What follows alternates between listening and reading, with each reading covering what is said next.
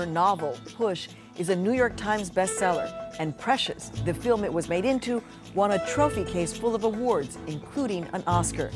But despite the accolades, many people feel that this story should have never been told. Award-winning poet, author, and educator, Sapphire. I'm Maria Hinojosa. This is One on One.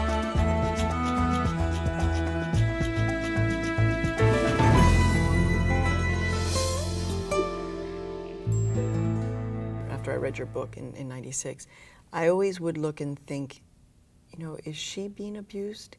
Is this woman being abused? Mm-hmm. How is she, you know, how do we make her visible? Mm-hmm. And you really wanted, you wanted people to see a character like Precious. Exactly. And see her. Exactly. I thought, you know, the famous novel by Ralph Ellison, The Invisible Man.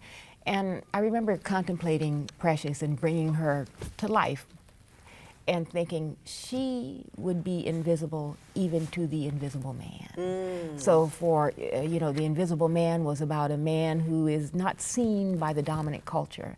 And I was thinking Precious is not even seen by her own. Even by the underclass, she is invisible. People have done everything, she says it, they want to wipe me away, forget that I exist. So I began to see it almost as a responsibility, you know, as a task, you know, like a warrior, you know, that I was going to slay these dragons that kept her invisible. And the dragons were denial, embarrassment, and ignorance. You know, many of us in the African American community were ashamed of Precious. You know, she wasn't our... She was a loser. She wasn't our Halle Berry type, you know what I mean? Right. She wasn't a winner. She was what we had been taught to think of also as ugly. She was, you know, in all non-white cultures, we've been taught to think of the darkest of our people as ugly. She also was not a fashion model in terms of physique.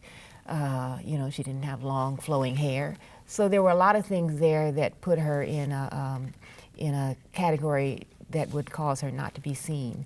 But even more than that, the way that anyone is seen and acquaints themselves with larger cultures through language. And in a certain kind of way, Precious didn't even have language to express herself. Which was an amazing thing about the book. I mean, so many people have now have seen the movie, but I always tell them, you have to read the book. Mm-hmm.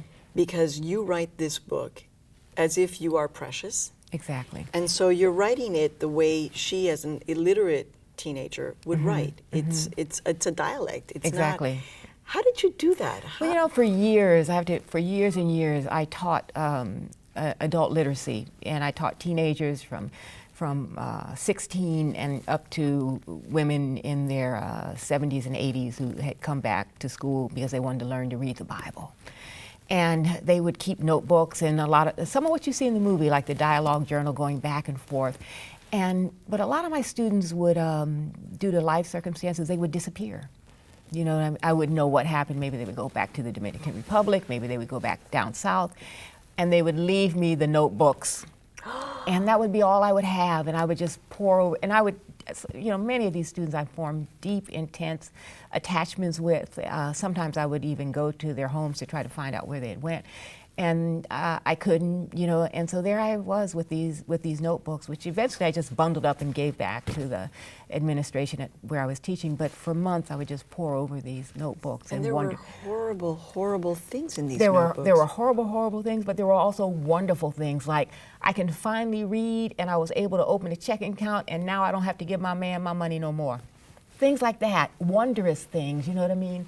That whole, you know, I would get them young adult versions of the Bible. And so here's these religious women who have basically been controlled by their priest or their preachers, now taking command of God's word themselves. So there were some wonderful things, and then there were the stories of the abuse, the stories of the ridicule, the stories of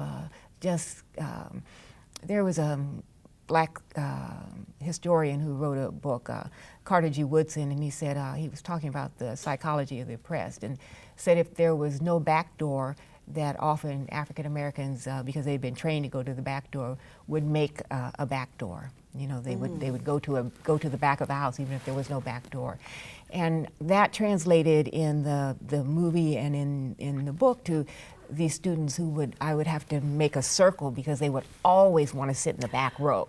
They would always want to be invisible. They want to be in the back, as far back as they could get. And so that whole thing of being in a circle where they can see and where they can be seen, and then they would write about that. You know, their self-consciousness and not feeling that they had been beautiful. And some of the ones who were more open would just write me and ask me, "Am I beautiful?" Oh. You know what I mean? I said, "Yeah, you're beautiful." You know what I mean? Goodness. Just things like that. And so their souls would open up, and we had deep confidentiality agreements. You know, I said, "No one, unless you threaten to take your own life or someone else's life, no one will ever see this notebook." So they were really able to be entirely there was a honest. deep intimacy, and that comes through in not so much in the movie, but you really see that in the book, where Precious reveals things like her status, the abuse, you know, what is happening with her mama, things, the unspeakable. The unspeakable can be written. And you actually say it has to be written. It must be.